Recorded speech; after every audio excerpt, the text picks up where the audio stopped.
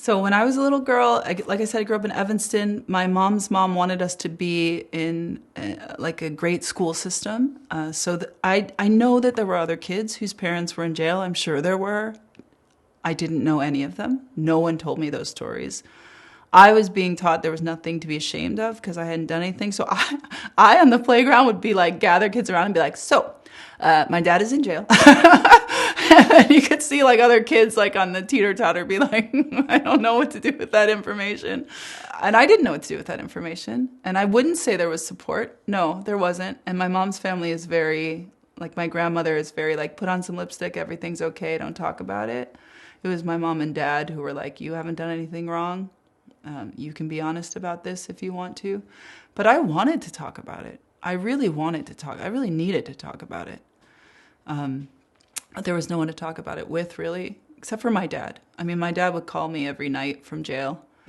In the jails, they would have this like Hawaiian backdrop. Like I was just talking to my sister about it today. And so you'd go visit your dad in jail and then you'd take a picture like he was on vacation in Hawaii or something. And then you're like supposed to bring this picture back to your class and be like, my dad's just in this bright orange jumpsuit in Hawaii. Like he's not in jail.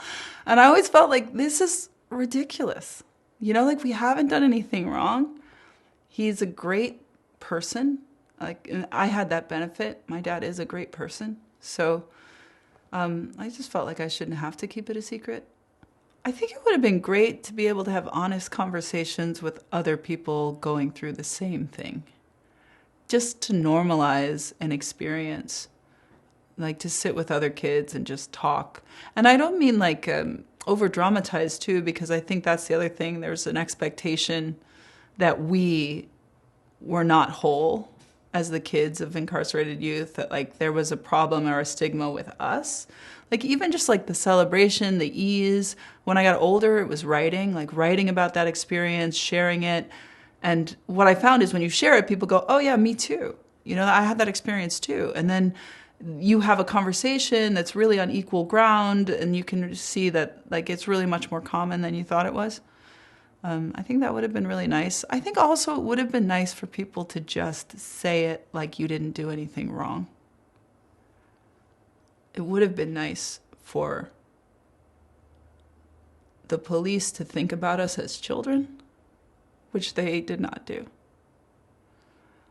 They really, when my father was arrested and we were with him, I mean, I can remember one time we were left in a room all day with one chair, not, you know, no food, no water, no check-ins. We felt like we'd been arrested, you know.